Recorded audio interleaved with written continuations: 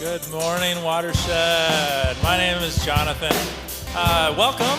I'm glad to see you here. I'm calling this fall already. We're in fall. If you're willing and able and you'd like to stand with us, we're going to be singing a song that has a line in it that says, "I will let love find me." And one of the things we were talking about this morning is in a world of algorithms that are created to help us find things, there's so much looking for our attention and for our heart and for our energy all the time. And that line, "I will let love find me," we were talking about how that can become active. It can become a practice where we are actively choosing, I'm going to let what's going to find me, but I'm going to choose that it's love. I'm not going to choose worry. I'm not going to choose whatever the other things are to allow them in. I'm going to let love find me. So let's sing.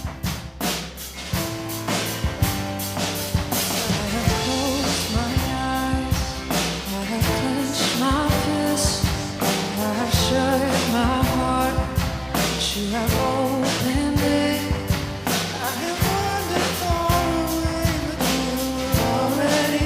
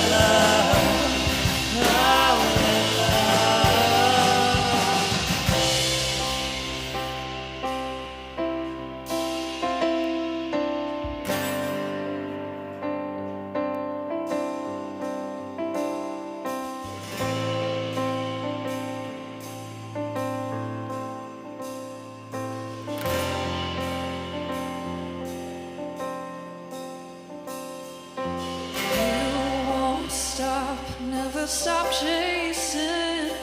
My heart won't stop ever proclaiming your love for us. There's no containing.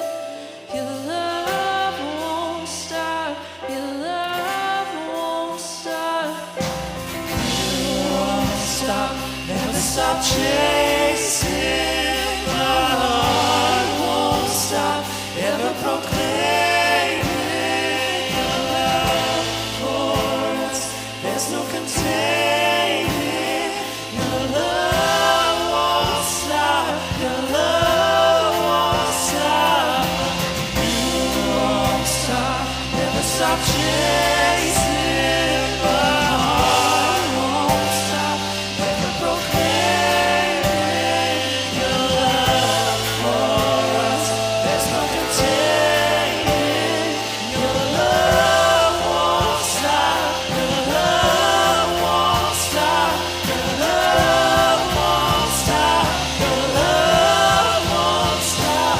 Your love won't stop. Your love find me. I will let love surprise me. I will let love reignite me. I will let love. I will let love. I will let love find me. I will let love surprise me. I will let love reignite me. I will let love. I will let love. I will let love find me. I will let love surprise me. I will let love reignite me. I will let love. I will let love. I will let love. I will let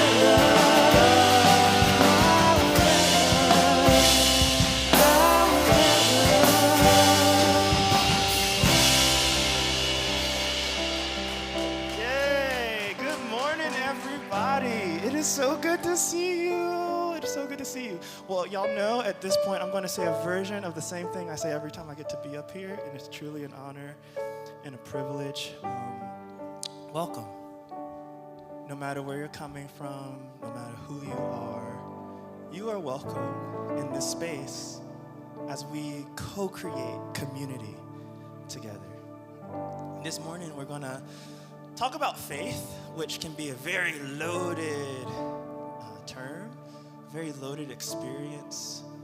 And we want you to bring your experiences. We're going to sing a new song about it this morning. So often, the definitions of faith that we were handed required us to keep quiet in the story, required us to make ourselves small in spaces. But what would it feel like? What would it look like to have an expansive faith? To have a faith that's expansive as the God that we love, as the God that we wrestle with, that's expansive as the diversity that exists in the world. In this book, The Healing Wisdom of Africa, behind me, it talks about the stories that we tell, and that the most healing stories happen when we can locate ourselves. So we get to explore this story of faith this morning. And where have you been located? Maybe it's time for a relocation to open up expansion. And so we hope that this new song invites you into that energy, into that presence. We're so grateful you're here this morning when you could be anywhere else in the world. We don't take that lightly. Again, welcome.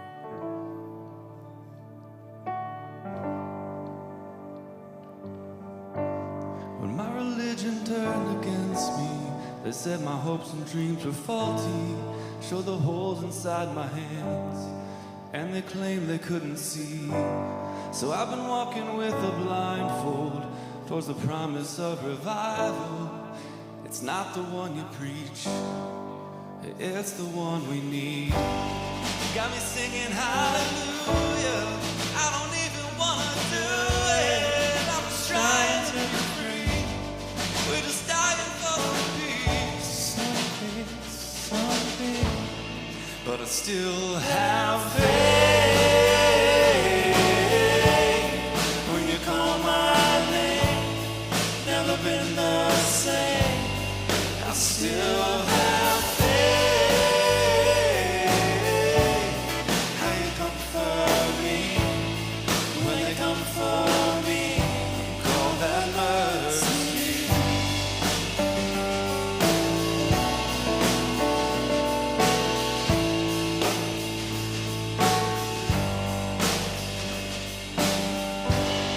Don't pretend like you don't know me. Don't pretend I'm not your body. I'm your friend, I am your kin. Why won't you let me in? You with power, lend a hand. You with power, lend a hand. What a lovely house we built. But what a shame it's made of sand. Our God is good and able. Our God is flipping tables. And the mess of love we made. But I still have faith.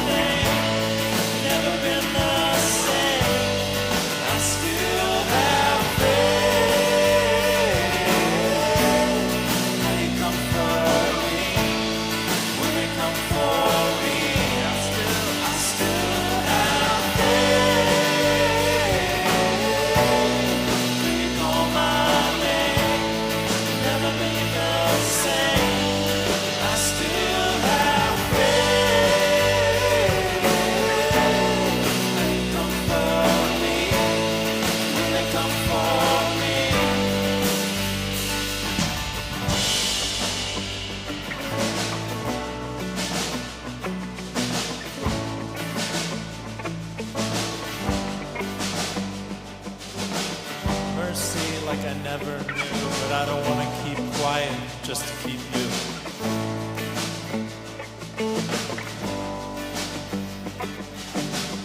Mercy like I've been in bloom, but I don't want to get small to be in those rooms. I'll call that Mercy like I never knew, but I don't want to keep quiet just to keep you.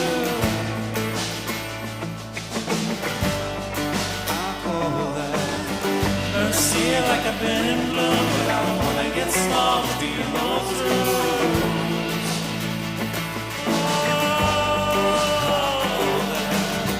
Mercy like I've never knew, but I don't wanna keep quiet just to keep you.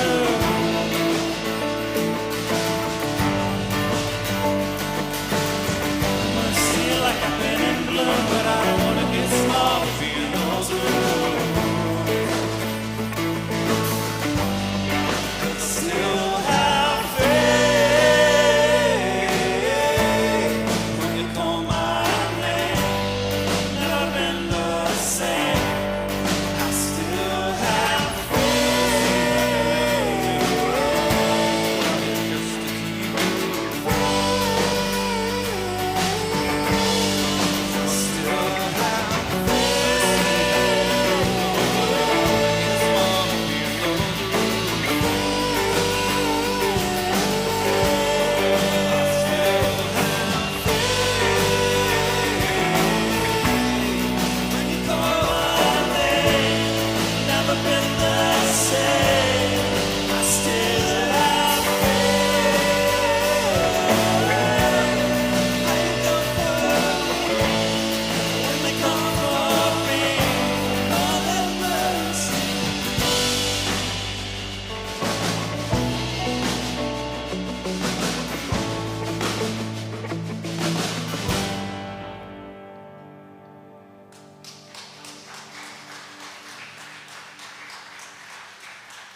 Well, it's time for you each to share your God image with each other's God image. As we pass the peace to each other, may you greet one another around us as we continue the morning.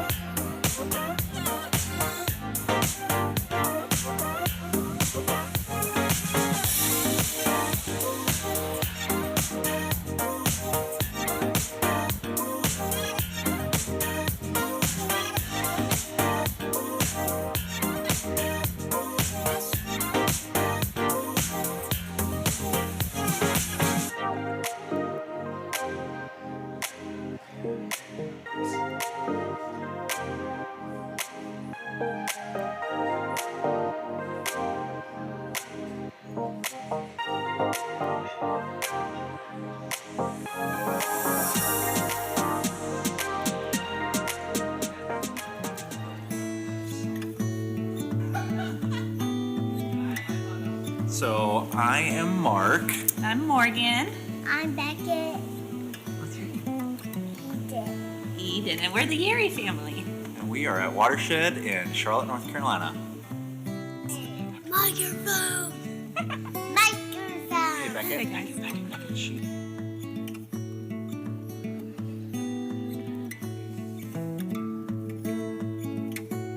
Yeah, we were kind of inconsistent with going to church anyway and sort of fell out of that routine in the pandemic. But church, what it looked like, I feel like just kind of changed for us. Church became like a family walk on the Greenway every Sunday or reading books together. There were positives that came out of it, but it was also pretty hard and isolating time. Yeah. When we finally were like ready to go back to church, we just kind of felt like we had maybe outgrown that space for that time of life, and we're just kind of looking for something new. And that's when we found Watershed. We were looking for a more inclusive, more expansive kind of God, and we feel like we believe in a diverse community and people that, don't all look the same and maybe don't all believe the same, but are, hoping for a more kind, loving world where we all, are treating each other kind of like Jesus talks about. And we found that here at Watershed. Kind of we began to sort of go through the deconstruction phase. We both grew up very evangelical, and what really mattered just kind of broke out of our own, our old binary boxes. I think from a community that is just, it's just ultra welcoming. And I think we've both been at churches in the past, speaking, specifically for the LGBTQ kind of IA plus community, where even in spaces where it seems like, oh, hey, we're going to celebrate you, there's still kind of red tape that goes with that. And we started to notice that some of the people that were in our lives who showed us, I guess, what we thought Jesus was and cared about and God cared about the most happened to, fit into this community. And that was one of the areas that directly, hit us right at home, where it's like, oh my gosh, okay, well, this person shows us what we think matters. Like, there's gotta be space for that. We live 30 minutes away. Why do we come every Sunday, or try to, as much as we can with these guys? But I think just knowing that they're in such a good place with Greenhouse, and just in a place that's gonna like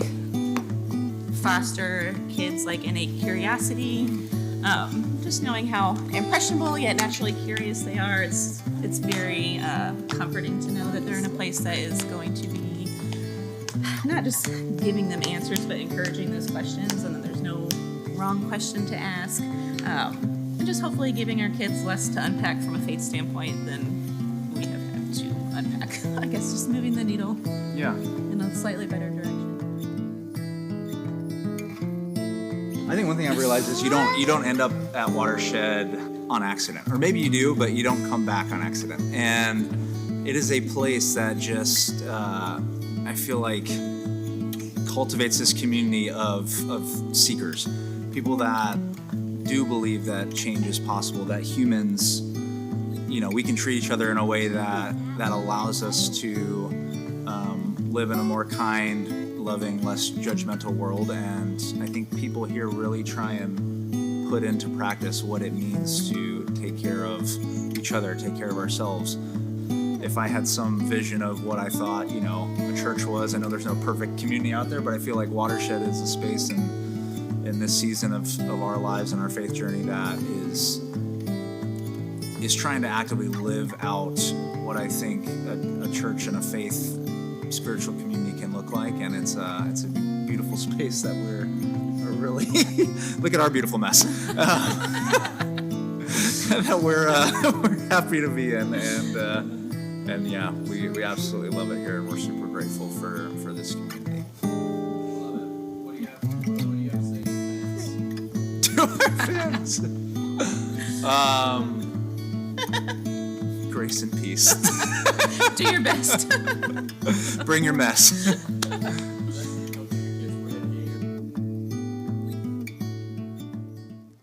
Can we give it up for the Yeri family? They are so beautiful. If you haven't met the Yuri family, I highly encourage you to do so. They will bring so much joy to your life. Well, next month, Watershed is turning 20 years old.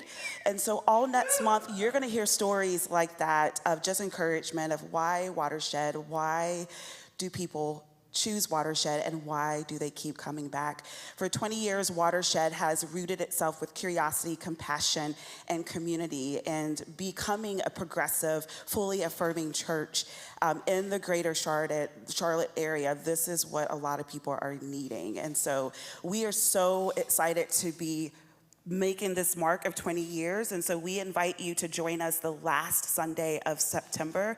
We're gonna have food, or we have music, and just celebrate all the things that we have done, all the things that we've been through for the past 20 years. And we also invite you to celebrate what the next 20 years looks like. So if you are new, if you just started coming, or if you left and came back, this is an open invitation. And so we encourage you to join us the last Sunday of September to celebrate, to party, and just be excited about what's happening in the next 20 years.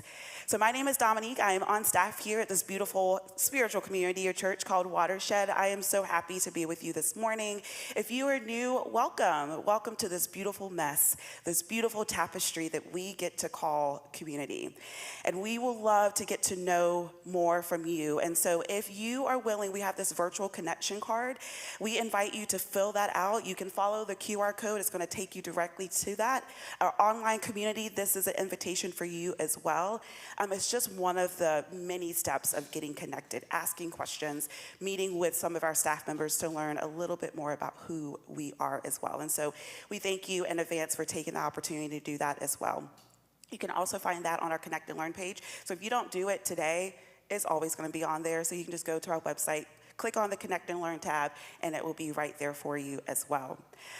Preface has been something that we've been highlighting and promoting. Is also another step to get to know a little bit more about Watershed, who we are, our theological and help me with the word, y'all. Good job, words this morning. But it's also just a great way to learn a little bit more about why we are who we are, the resources. Our lead pastor, Matt O'Neill, gets really excited. He leads this and facilitates this. And it's just a really great way to meet new people. I took it twice. I'm not an overachiever, maybe sometimes. Enneagram 1, so if you know, you know. But yeah, so it's just a great way to meet people and to learn a little bit more about who we are. Fortunately, unfortunately, we are full. Our next preface is this upcoming Wednesday, and we've got 40 people, 40, coming to preface. So we have closed our registration. So for those of you who are interested and you want it and you missed it, we're sorry. However, we have another one coming up later on this year, and it's a virtual session. So it gives you a little bit more freedom to join us online. So stay tuned for that wait list. But for those who have registered, we'll see you this Wednesday at 6:30. So next weekend, we've got a couple of things happening. We've got our friends from ICU Talks. Whoop, whoop. They are hosting Joe and Suzanne Stabills. They are the godparents of Enneagram. They're coming all this weekend here in this space to teach you about the interconnection, the inter-spirituality of Enneagram and spirituality. And so if you are in town, if you haven't registered, there's still some spots left. You may want to go ahead and get your spots immediately. You can follow the QR code to register. If you go there and it's completely full, we have another opportunity called, there's another conference that's happening called Open and Relational Theology. We've got a couple of friends that are keynote speakers to that, Tom Ward and Tripp Fuller. They came out with a book, and so they're going to be doing a conference as well, but it's going to be at Park Road Baptist. Both of those events will be found on our Connect and Learn page under the September carousel, September events. So feel free to check that out as well. Next up here, we've got a lot of volunteer opportunities here at Watershed, but also outside of Watershed. We partner with a lot of justice partners and trusted allies. One of them is Heart Math Tutoring. They are looking for volunteers to teach elementary students about math. Here's the thing, you don't have to be experienced, you don't have to be a teacher. If you just enjoy loving to see the kids' faces light up when they understand a math problem, this is for you. And so they are looking for volunteers. You can volunteer once a week, 1 hour. It's flexible. You get the opportunity to visit other schools. And so if you want to be involved in that, feel free to go to the QR code. It's going to take you directly to their website and give you an opportunity to ask any more questions as well.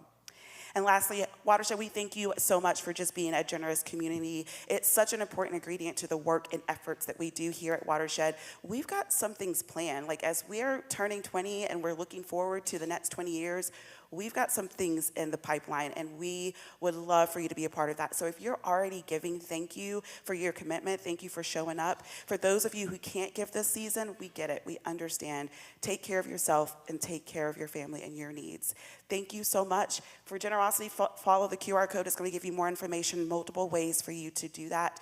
If you have questions, we're very transparent here. Feel free to email us, shoot us a call, and we'll be more than happy to explain what our generosity look like here at Watershed.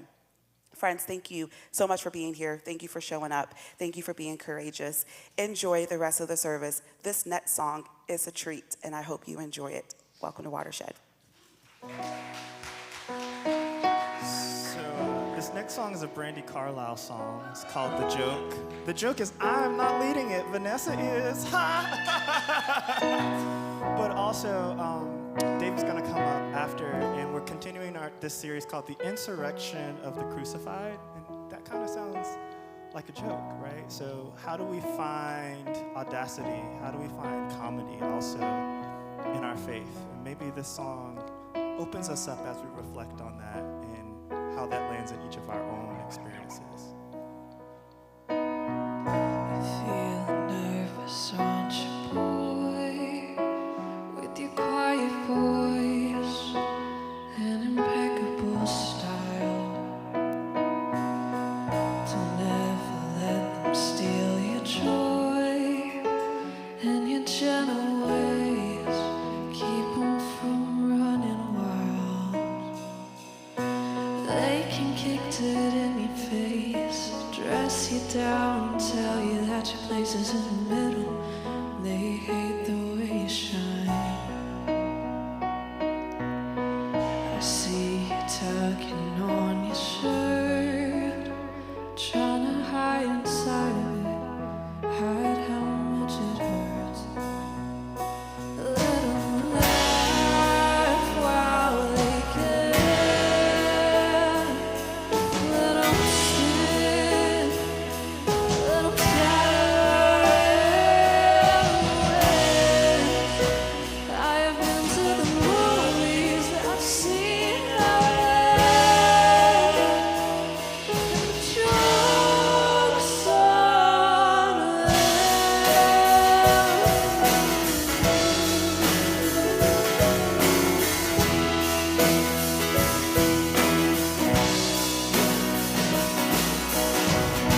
Get discouraged, don't you, girl? It's your brother's world for a while longer. You gotta dance with the devil on the river to beat the stream. Call it living a dream, call it kicking the ladder. They can kick dirt in your face, call you weak and then displace. You have to carry your baby on your back across the desert. I saw the love behind your hair, and you're looking tired, but you don't look scared. Let 'em laugh while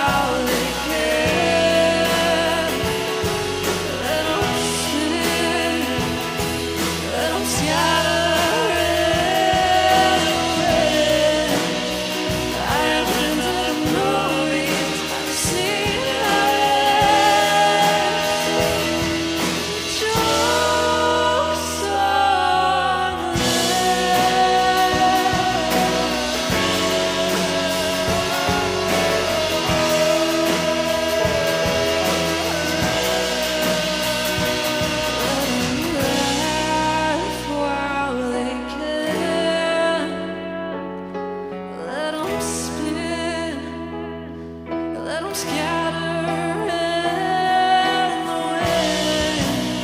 I have been to the movies, I see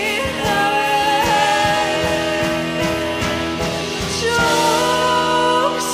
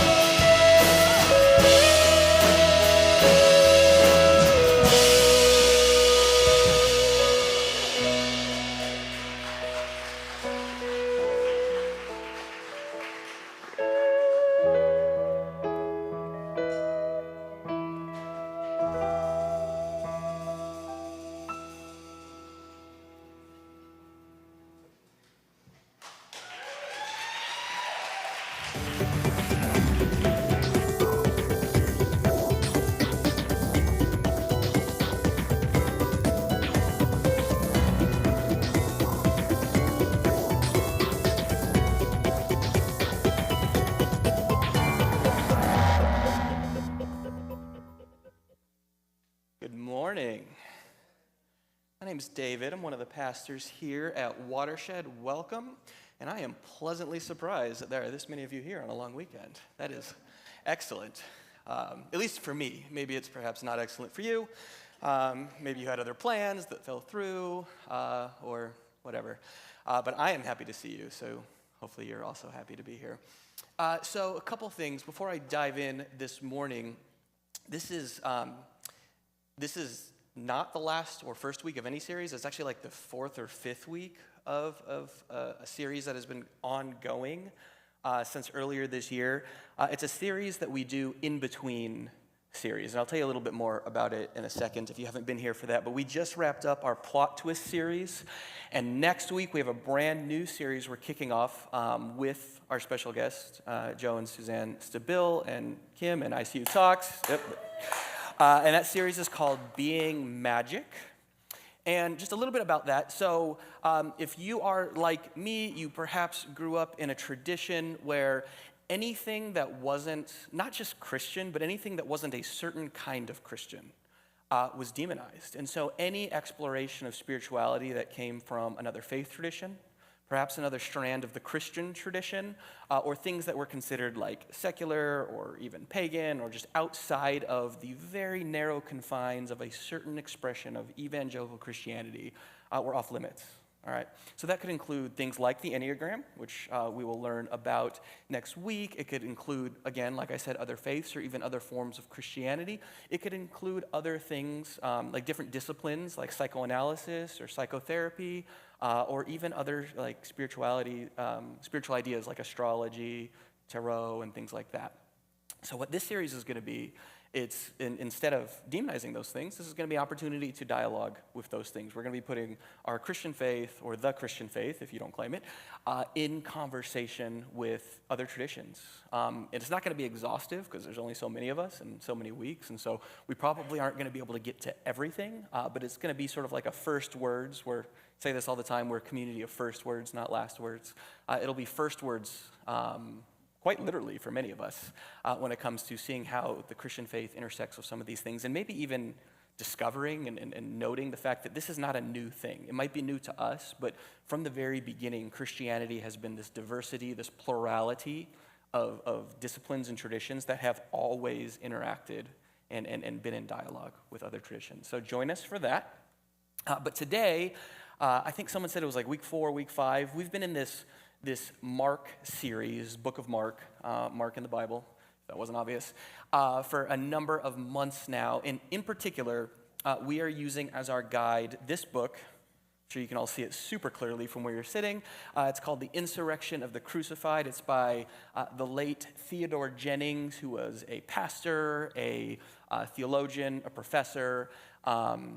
If you are super curious, you can go back. We have a whole playlist on our YouTube channel where you can see all the previous talks in this. But the intro, where I was joined by my friend Shay Watts up here, who was a student of Ted Jennings in seminary, you can hear all about why we're following this person in particular, why their insight into the book of Mark is so meaningful for us. But, and this is, no, I'm not going to make this promise. I was going to say, this is the last time I'm going to share this joke, but it's not. I'm probably going to say this every single time we're doing one of these.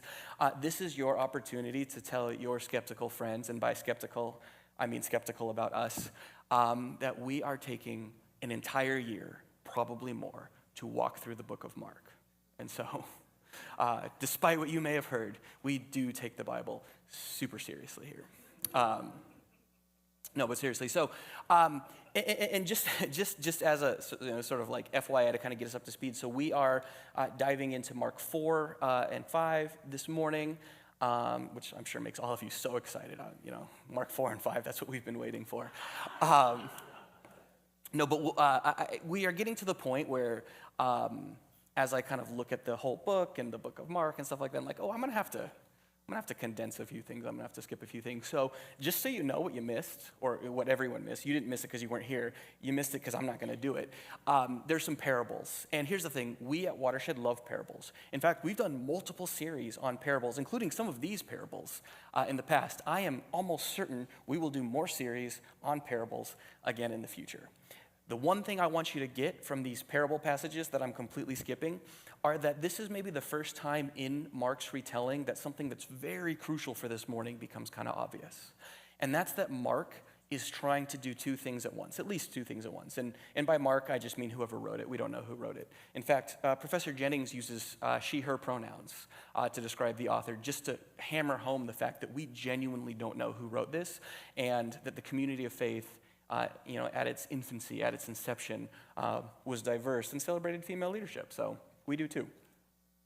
But the thing that I think is crucial to kind of understand going into this is that whoever wrote Mark, not only are they trying to sort of tell the story of Jesus, and even insofar as they're doing that, they're not necessarily trying to tell it in the sort of chronological, like historic, the way that we understand history. That's not their priority.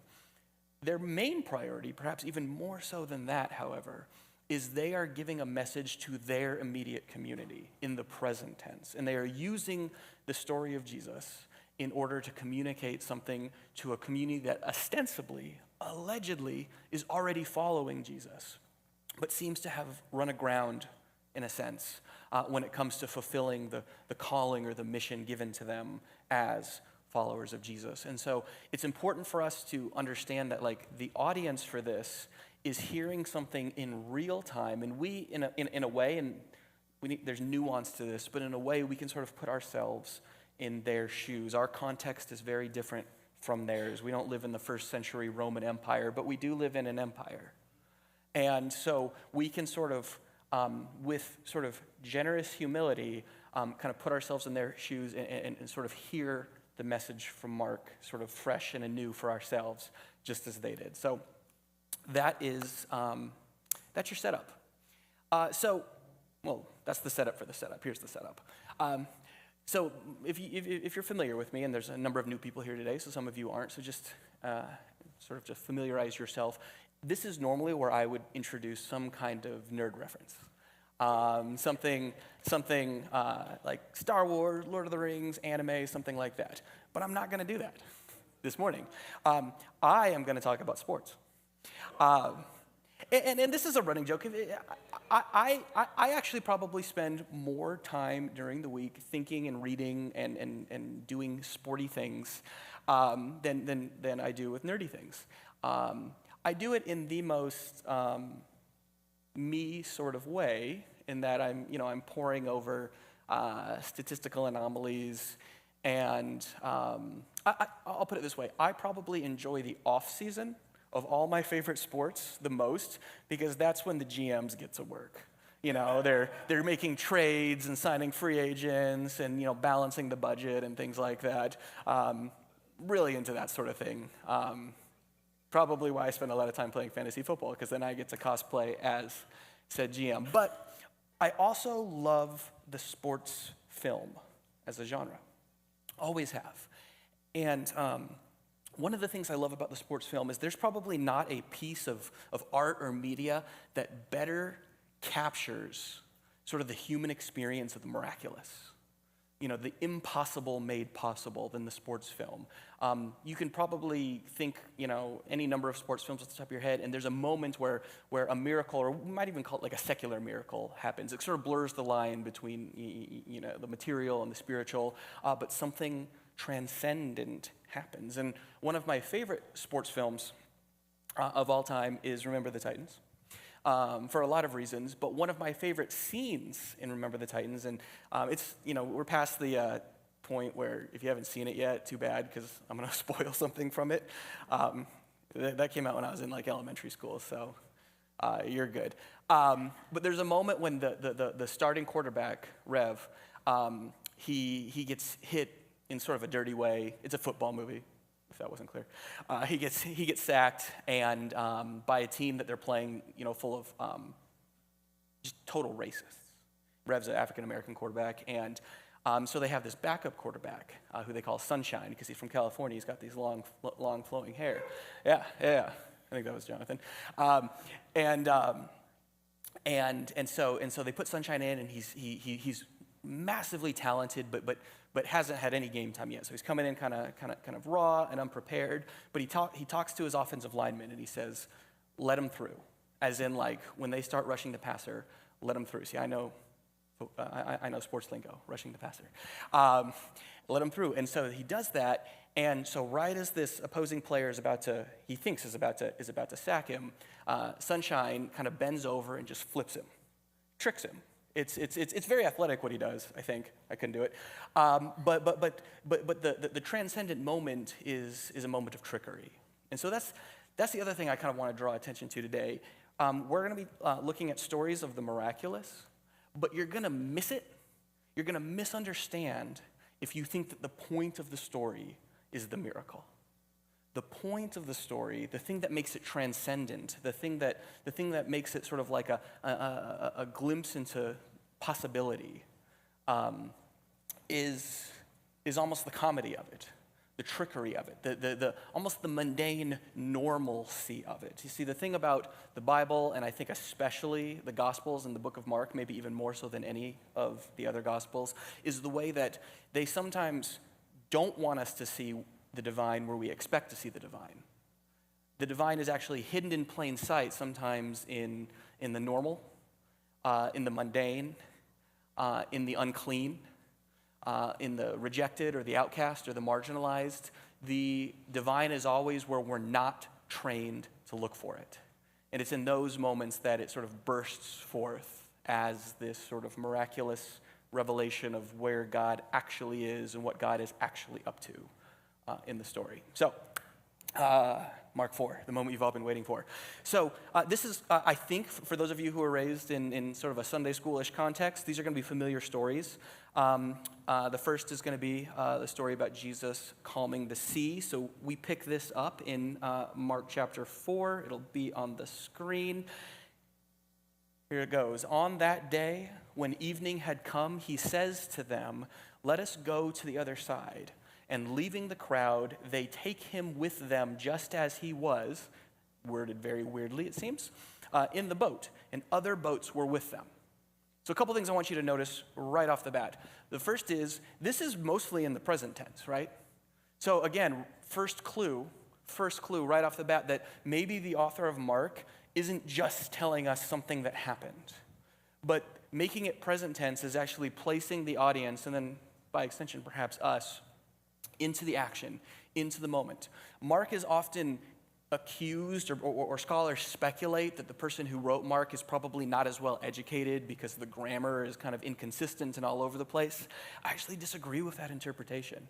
I think the author of Mark, and it could be authors of Mark, this could have been sort of a communal writing, but whoever wrote Mark is incredibly strategic and incredibly nuanced in the way that they're telling this story. So it being in the present tense is key.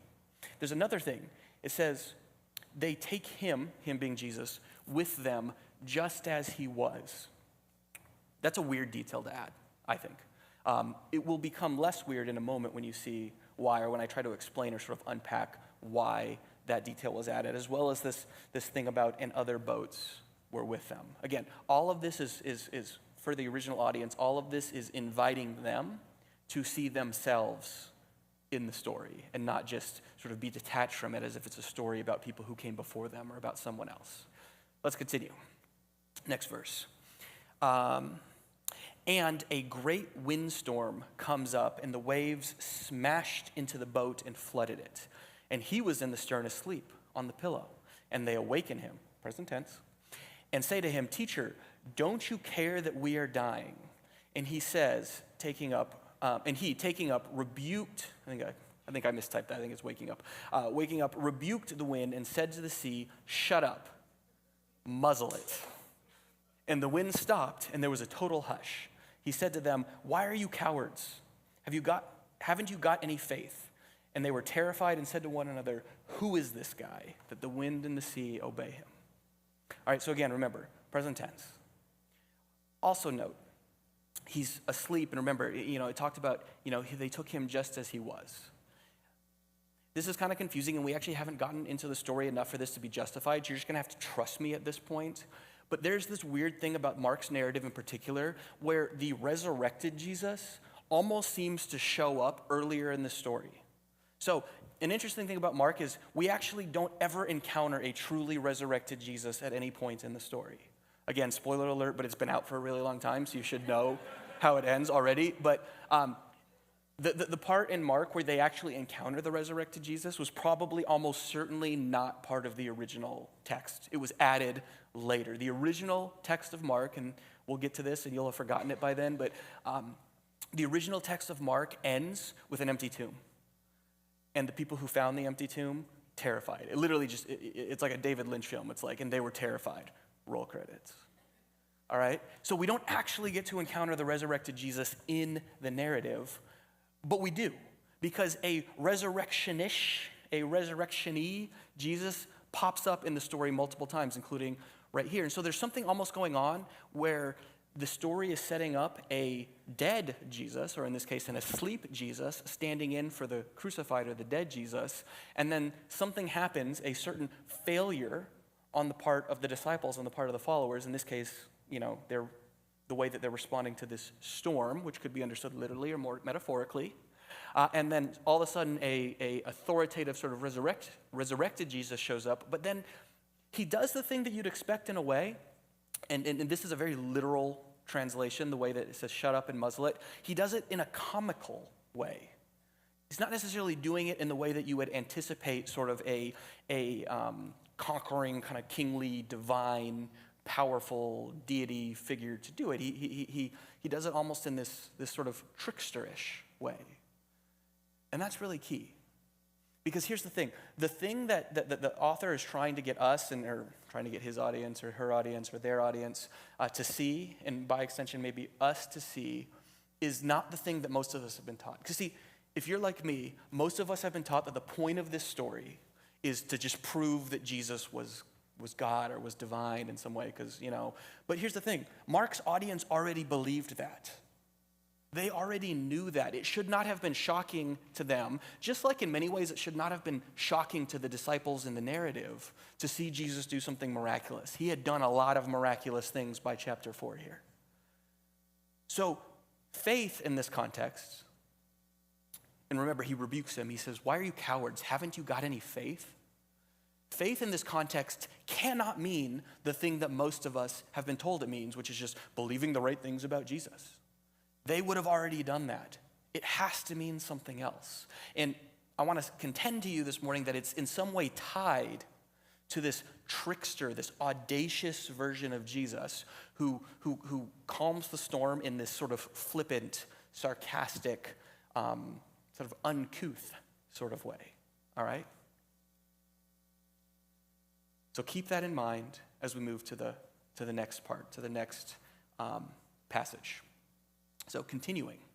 they came to the other side of the sea, to the country of, and I'm not even going to try to pronounce that, Gerasenes? Gerasenes. That's probably wrong. We're just going to go with it. Gerasenes. They came to Gerasenes. And I want to pause here for a moment. It's really, really important that you hear and see in this language of the other side, this crossing of the sea. This is almost a resetting of the story. So up to this point, Jesus' ministry and the ministry of his disciples has been working in Galilee, which is the northern area of Palestine, around the Sea of Galilee. Nazareth, where Jesus was from, is up there. So they've mostly had home court advantage, for good or bad. Another sports metaphor. They've been working amongst people who shared their customs, shared their assumptions, their beliefs, their culture, and things like that. This notion of going to the other side is framing this as a move to what we would know as Gentile regions. Different assumptions, spiritually, culturally, religiously, etc. Okay, that's really key. It's also important to remember, as I name this, that Mark's audience, the audience that this is being written to, almost certainly in a Gentile context. They themselves might be Jewish, either ethnically or religiously. That might be how they identify, but almost certainly in a Gentile context, somewhere in the Roman Empire, perhaps modern-day Turkey, modern-day Jordan. Jordan would be an interesting one because this place that they go, that I can't pronounce, is in what is modern-day Jordan, the country of Jordan. So that's key. That's key, seeing the other side as moving into this alien, sort of foreign context. So, and when he had come out of the boat, immediately there met him from the graveyard a man with an unclean spirit who lived, but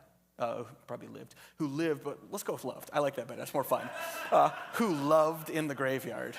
You can imagine what you want there. And no one was able to bind him, even with a chain, any longer, because he had often been bound with chains and fetters, and the chains were broken and the fetters shattered into pieces, and no one could subdue him. So clearly they want us to understand the graveyard thing. You know, there's an association here with death or uncleanliness. So that's key. Kind of add that to your repertoire of details. Let's keep going. And always by day and night among the graves, because remember he's in a graveyard, and in the mountains he was shrieking and slashing himself with rocks. And seeing Jesus from a distance, he ran and honored him. Okay, interesting. And crying with a loud voice, he says, "What is it to you and me, Jesus, Son of the Most High God?" Pause there. We read that and we're like, cool, a normal title for Jesus. They hear that and they think, that's a weird way of saying that. You see, if you look at earlier passages in the book of Mark that involve demons and exorcisms, the demons also recognize Jesus, but they call him something different. See, in the earlier passages, they used titles and honorific names for Jesus that were distinctly Jewish. Son of the Most High God is Roman. It's pagan. So right off the bat, we're seeing that these are a different sort of unclean spirit. This is a different sort of demon. It's addressing him from an outside or alien, not alien, you get what I mean. From alien culture, from a different spirituality, a different spiritual vantage point, okay? And he says, what is it to you and me, Jesus, Son of the Most High God? And now here's the thing. You're going to miss what's about to happen. I command you in the name of God that you not torment me. For he had said to him, come out of the man, unclean spirit. Okay. The way that I was originally taught this is that this is Jesus talking to the graveyard guy. But no, the graveyard guy is trying to exorcise Jesus. So the graveyard guy is coming, we're just going to call him that now, graveyard guy. Graveyard guy is coming, and in the name of his gods, is trying to exorcise, from his perspective, the demon that is Jesus. So again, hammering home sort of the clash of cultures that they're experiencing here, but also that Mark's audience would have expected. Because the way that they traditionally understood these things was in a competitive either-or manner. And that to be part of a faith or a religion or a spirituality, these are our terms. That's not how they understood it back then. The marriage between culture and faith was much different than the way that we try to keep those things separate. At least we say, and then we go and do things politically that don't reflect that. But at least in their context, these things were meant to be understood separately, all right? I mean, not separately, like overlapping and stuff like that. But to be the follower of a certain God was to then to put that God in competition over against other gods. And they often understood that these deities or these gods regionally, like the God of Israel was literally the God of Israel, as in like not just the people of Israel, but the region of Israel, of Palestine, okay? And then that God was in competition with, the regional gods of other cultures, other city-states, other nations and whatnot, okay? So again, the idea that this graveyard guy was going to be trying to exorcise a competing deity, or at least the representative of a competing deity out, not abnormal. The surprising thing, at least for us, is that, he's doing the thing that we're expecting Jesus to do to him. So how does Jesus respond? Next verse.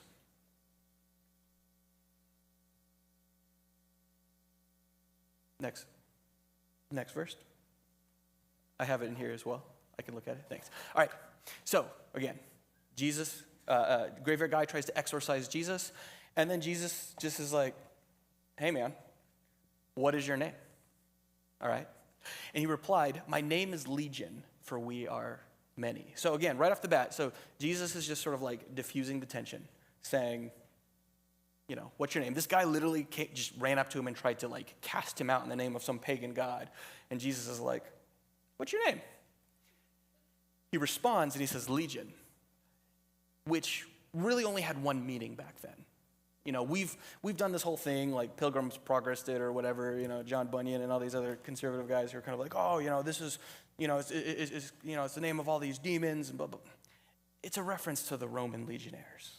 All right, this is Roman-occupied imperial territory. And so naming himself as Legion is immediately drawing a connection to military imperial occupiers and then associating them with death. Remember, graveyard guy. All right? We are Legion, we are many. And he begged him eagerly not to send them out of the country. All right? So at this point, the unclean spirit, being associated with Roman occupation, is now begging Jesus, "Don't send us out of this region. Don't send us out of this country." And so Jesus does this thing, which if you've heard this story a million times like me, is easy to kind of overlook and miss. But he does something comedic. He does something tricksterish. Because the legion begs him, he says, "Now a great herd of pigs was feeding on the hillside, and they begged him, 'Send us to the pigs. Let us enter them.' So he gave them leave, and the unclean spirits came out and entered the pigs, and the herd, numbering about 2,000, rushed down the steep bank into the sea and were drowned." All right, so for a few reasons, Mark's audience would have seen this as funny. They would have seen it as funny because Jesus tricked the demons into going into the pigs, and the pigs drowned themselves. They would have seen it as funny because pigs in the Jewish faith were considered to be unclean, and so they kind of went from graveyard, unclean to unclean. And so basically, rather than a show of force, Jesus used a sleight of hand, so to speak, to sort of clear the region of an occupying force. This would have been sort of a subversive kind of aha moment, but before the Jewish-friendly audience of Mark gets too comfortable, the author is about to subvert the story again. So let's continue on the next passage. The herdsmen fled and told it in the city and the country. And people came to see what it was that had happened. And they came to Jesus, and they saw the demoniac sitting there, graveyard guy, clothed and in his right mind, the man who had the legion, the man who was being oppressed by the occupying force. And they were afraid. And those who had seen it told what happened to the demoniac and to the pigs, and they began to beg Jesus to depart from their neighborhood. This is not a foreign story to us. We have someone who is being oppressed by an imperial force. That force is expelled, usually not by a comparable power, but by the subversiveness of a kind of trickster energy. And what do people get up in arms about? Property damage. That's just like there's nothing new under the sun. So they come up and they're like they're not excited for the person who is being oppressed by the legion. They're annoyed at the loss on their ledger. They're annoyed that all the pigs, And at this point, again, Mark's audience is probably still like, haha, yeah, we are superior, get it to him. But then the next thing that is about to happen sort of subverts that. Next passage. And as he was getting into the boat, so this is Jesus. So Jesus listens to them. So they're like, get out of here, stop defacing our property. And so Jesus is like, peace, is about to peace out. And graveyard guy shows up, says the man who had been demonized, very intentional language, the man who had been demonized, begged him that he might be with him. So just to frame this, and this is where it begins to subvert, because this is what Mark's followers would have expected. The man's like, let me be one of you. Let me convert. Let me join your team. All right? But Jesus refused. He refused and said to him, go to your house. And the word for house here in the Greek kind of corresponds to shrine. Go to your house. Go back to your tribe. Go to your tradition. All right? To your people and report to them the things the Lord has done and how the Lord has had pity for you. And he went away and began to proclaim the Decapolis, the things that Jesus had done for him. And all people marveled. So remember, we start this story with the assumption that we are in a competition. And that the people of Mark's audience, the premise or sort of the starting point for this story is that they are floundering in some degree. They're encountering a storm, you could say. And so the purpose of this passage is to hearken back to the story of Jesus, to the narrative of his life. And these people are already followers of Jesus, the audience. And to give them some sign of wisdom, some kind of direction or counsel. And so in the first story, that wisdom, that direction, that counsel is you need to have more faith. And again, faith in this context is not, you need to know the right things about Jesus. They already did. There was something about the audacity of Jesus' demonstration in the storm that was important. And then here again, we are given a very almost classic culture versus culture, God versus God, religion versus religion bout. And don't get me wrong, Jesus wins. Jesus' God wins, but the aftermath of that is not what they would have expected. They would have expected, let's add another adherent, a new follower. But no, Jesus says, no, you're good the way you are. Go back to your culture. Go back to your customs. Go back to your house, to your shrine. Would have meant present yourself as clean in your way. You don't have to become like us. You can be who you always already were. And then through that lens, proclaim what God has done for you. See, sometime in the last 2,000 years, certainly after the life of Jesus, we got it in our heads that Jesus came to start a new religion. But that's not how Jesus saw himself. Jesus saw himself as Jewish, and it never questioned that. The idea here is that to be a follower of Jesus does not require you to leave and sort of like assimilate into this new power, into this new imperial whatever that is going to just be the new and better version of the power dynamics of the previous regime. But it's to know it's in your context, in your language, through your customs, through everything that is you, precisely as you are, you can experience and proclaim the power of God in your life. That is not what Mark's audience would have expected, but it also was a reminder to them because they were floundering. They were seeing themselves as this small fish, this in a big sea, in the Roman Empire. They were looking at this huge empire and thinking, how can we possibly make a difference? How can we possibly follow Jesus? How can we possibly sort of proclaim this kingdom of Jesus, this kingdom of God in this context? We don't have the power. And the author of Mark comes in and just through this narrative involving the Jesus who they already knew, who they already understood his identity, kind of comes in and says, that is not how Jesus functions. The power of Jesus is not in military might.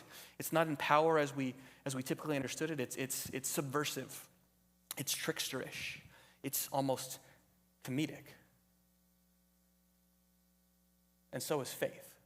faith is not believing the right things. It's not having just positive sort of mental or emotional assent into the boxes that we could check. If that was the case, Jesus would have let graveyard guy join them, because he would have then been checking the right boxes.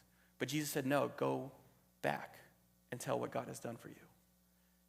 And so it's not going to be until later in the narrative that we're able to really, really understand the nature of faith.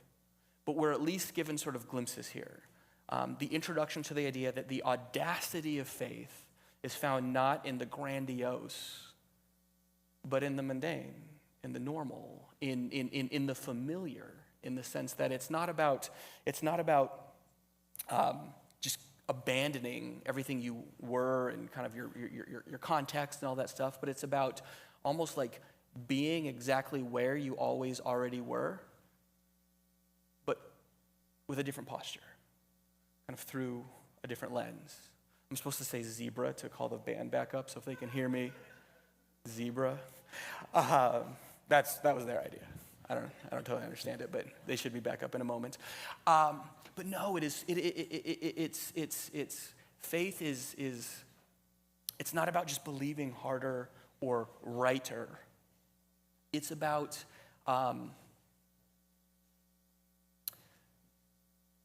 subverting the norm, or it's about inviting the norm to be related to in a completely different way, an audacious way, a kind of radical way. And this is what kind of brings together, my opening example about the sports film, particularly the example I used that had sort of this trickster element in it. The thing that I think, and maybe I'm totally wrong about this, but the thing that I love about sports is the way that something that seems transcendent can happen in something very normal. Now, maybe you don't look at sports, especially professional sports, and see normal because they're elite athletes or whatever. But at the end of the day, they're just doing things with their bodies, and we have those. All of our bodies are different, but at the end of the day, they're not like Marvel superheroes. They're not like shooting laser beams or moving things with their mind. They're not Jedi. They're people. And yet, there can be these moments in sport, and it's not limited to sport. It can be moments in art. It can be moments in conversation. There are these moments where the transcendent sort of breaks into the finite. The infinite breaks into the finite. The transcendent breaks into the immanent. Those audacious moments that are hidden in plain sight in the mundane and the normal, that is where the author of Mark is inviting us, not just to look for God or look for Jesus or practice our faith, but to actually live out sort of that very same divinity that Jesus embodied, not in the ways that he was anticipated to embody it, but the ways that Jesus embodied divinity precisely in his own humanity. All right? So that's gonna be sort of like the driving theme for the rest of the book of Mark, right up to the end. Remember, I already spoiled the end for you, so when we finish this series next Easter, so you already know what happens.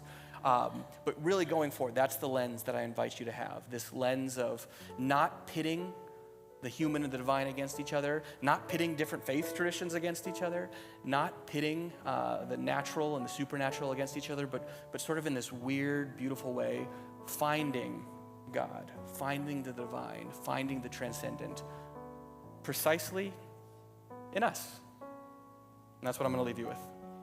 Grace and peace.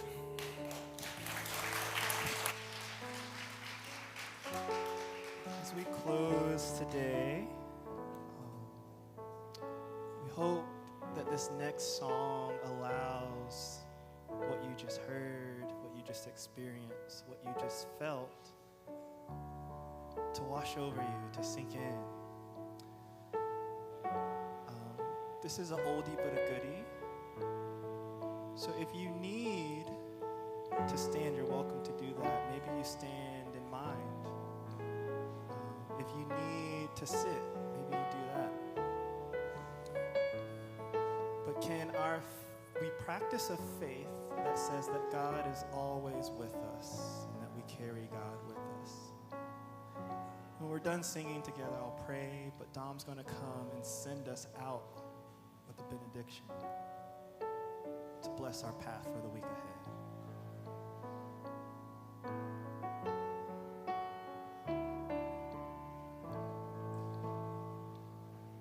You are matchless in grace and mercy. There is nowhere we can hide from your love.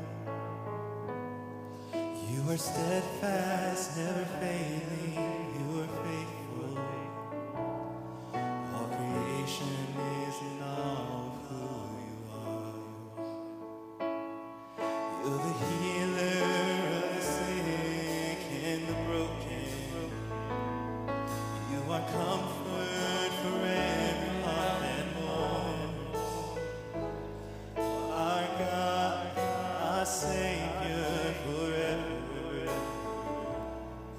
For eternity we'll sing all you've done.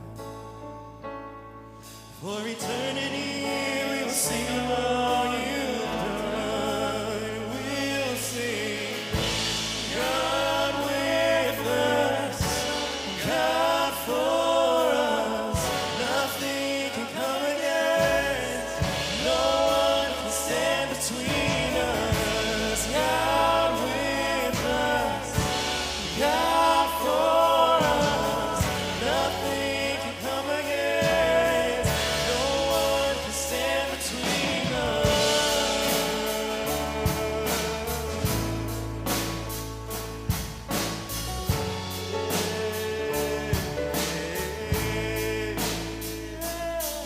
Your heart it moves with compassion. There is life, there is healing in your love. You're the Father, the Son, the Holy Spirit. For eternity we'll sing of all you've done, and we sing, God with us, God for us. Nothing can come against. No one can stand between us. God with us, God for us. Nothing can come against. No one can stand between us.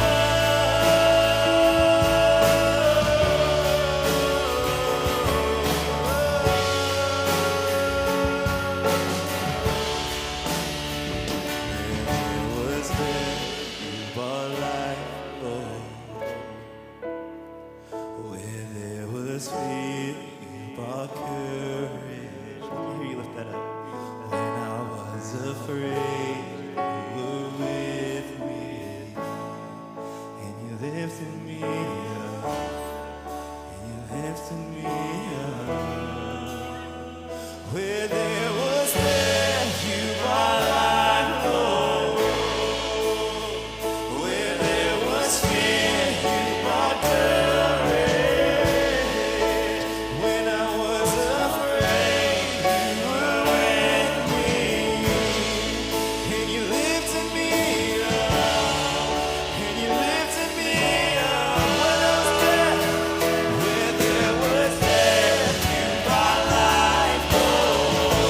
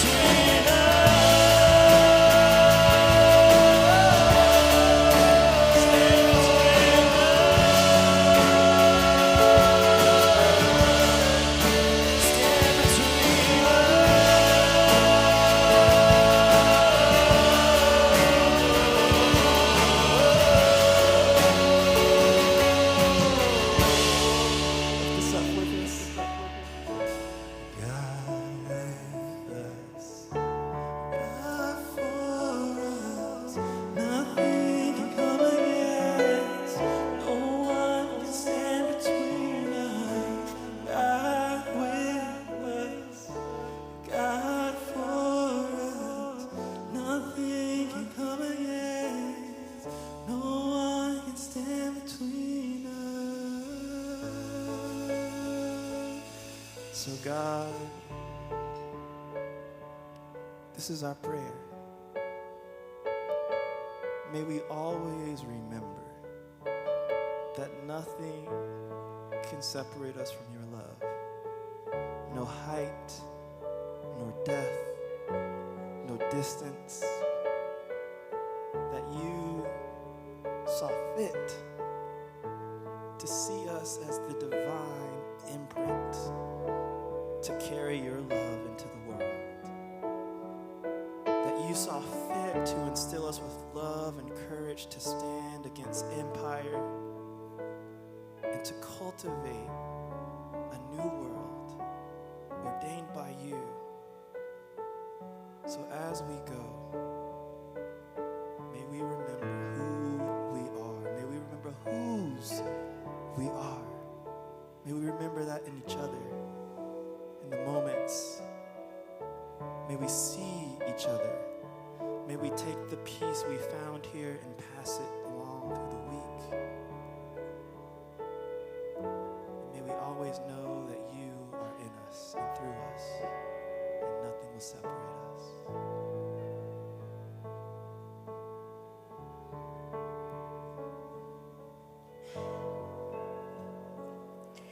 Sacred human in the making. Sacred human, we awaken. Sacred spirit, hold me near. Protect me from all harm and fear beneath the stones of life. Direct my steps in the right way as I journey through this vision. Sacred spirit, surround me in your most absolute perfect light. Anoint me in your power, your peace, and divine insight. Bless me, truly bless me as I share the sacred life. Teach me, sacred spirit, to be in tune with the universe. Teach me how to heal with the inner and outer elements of air, fire, water, and earth. Thank you all for being here. Enjoy the rest of your day.